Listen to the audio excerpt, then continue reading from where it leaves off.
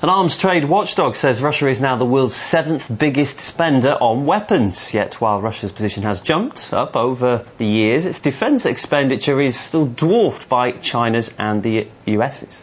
Prime Time's Natalia Novikova is armed with more details as she joins us now live. Natalia, Russia, if I'm not mistaken, annually spends something around $40 billion on the needs of the military. Is this even proportionate to the country's size?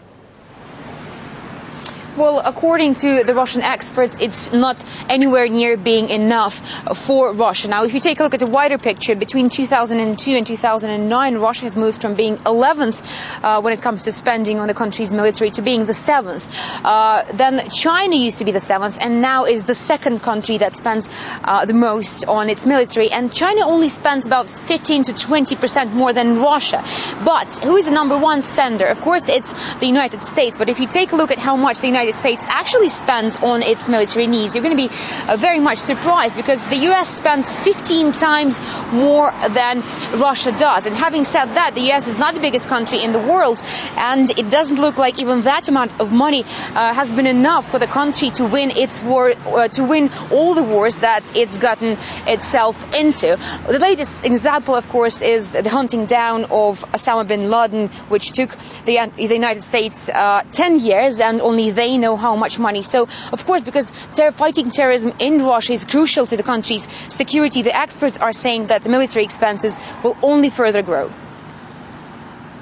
If you talk about the amount of spendings, you see the 6-fold increase in the last 10 years. We have to understand that Russia is a very specific country with very hostile environmental conditions, and it's pretty hard to compare how much you spend and what you get, because most of the money still get into maintaining this very expensive military infrastructure.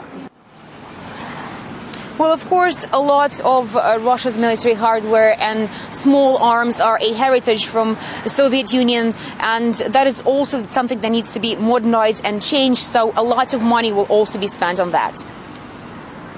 Natalia, this $40 billion or so, what is it mainly being spent on? Well, primarily, of course, as I said, right now they're going to be spent on modernizing the country's military equipment. And once that's done, the country is going to need a professional army of contractors who will know how to operate that new military hardware, while the country's authorities will be concentrating on maintaining the old army before it gets replaced with a stronger one, with a more up-to-date one.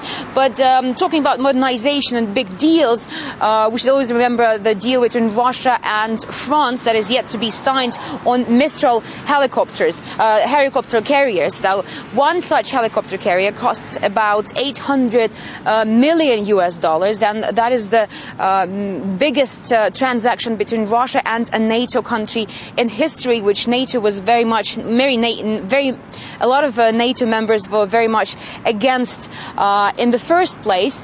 But if the deal is sealed, Russia is going to buy one such helicopter carrier and build another 3 on its territory. So, of course, that we're speaking a lot of money there as well.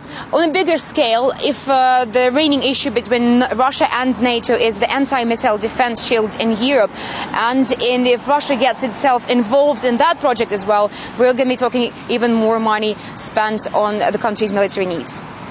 Costly projects, though. Russia is now 7th biggest spender on weapons, and we're talking to our correspondent Natalia Novikova. Thank you so much.